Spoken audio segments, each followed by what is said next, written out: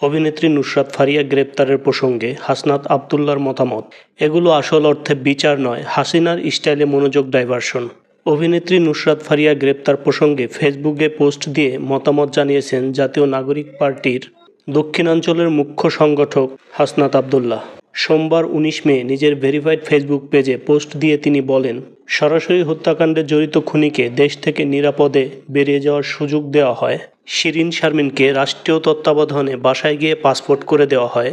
দ্বিতীয় ট্রাইব্যুনাল জানুয়ারিতে হওয়ার কথা থাকলেও মে মাসে এসেও শুরু হয়নি এখনও। অন্তর্বর্তী সরকারের কাছে প্রশ্ন রেখে তিনি বলেন, ইন্টেরিম 626 জনের লিস্ট কোথায়? 626 জনকে নিরাপদে বের করে দিয়ে এখন নুসরাত ফারিয়াকে হত্যা মামলায় গ্রেপ্তার করে বোঝাতে চাচ্ছেন আপনারা খুব বিচার করছেন। এগুলো আসলে বিচার নয়, বিচারের নামে প্রহসন। এগুলো হাসিনা স্টাইলে মনোযোগ ডাইভারশন ছাড়া আর কিছুই নয়।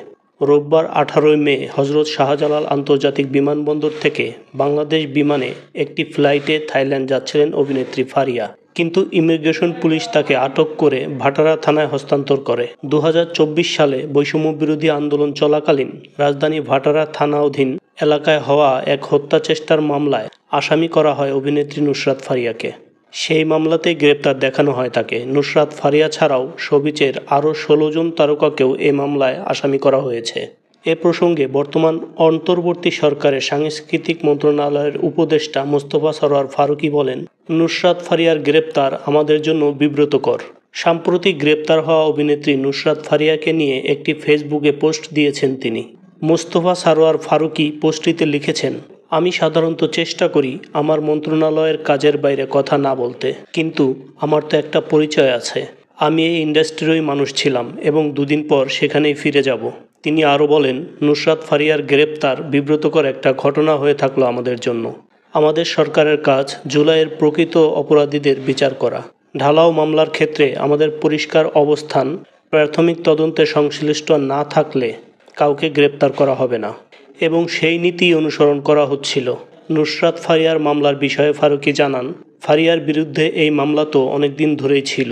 সরকারের পক্ষ থেকে তদন্ত শেষ হওয়ার আগে গ্রেপ্তারের কোনো উদ্যোগ নেওয়ার বিষয় আমার নজরে আসেনি, কিন্তু এয়ারপোর্টে যাওয়ার পরেই এই ঘটনা ঘটে। তার ভাষায়, আওয়ামী লীগের সাবেক রাষ্ট্রপতি আব্দুল হামিদের বিদেশ গমনকে কেন্দ্র করে ক্ষোভের পর ওভার নার্ভাসনেস থেকেই হয়তোবা এসব ঘটনা ঘটে থাকতে পারে। কয়েকদিন আগে ব্যারিস্টার আন্দালিব পার্থের স্ত্রীর সঙ্গেও এরকম ঘটনা ঘটে, আর এসব ঘটনা কোনোভাবেই সমর্থনযোগ্য নয়। সুপ্রিয় দর্শক, হাসনাত আবদুল্লাহ এবং মোস্তফা সরোয়ার ফারুকীর এমন মন্তব্যের পরে আপনার ব্যক্তিগত মতামত কি সেটা কমেন্টস বক্সে লিখে যেতে পারেন।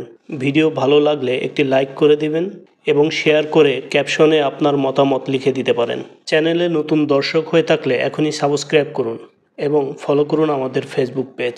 সকলের সুস্থতা কামনা করে এবারের মতো বিদায় নিচ্ছি। আল্লাহ হাফেজ।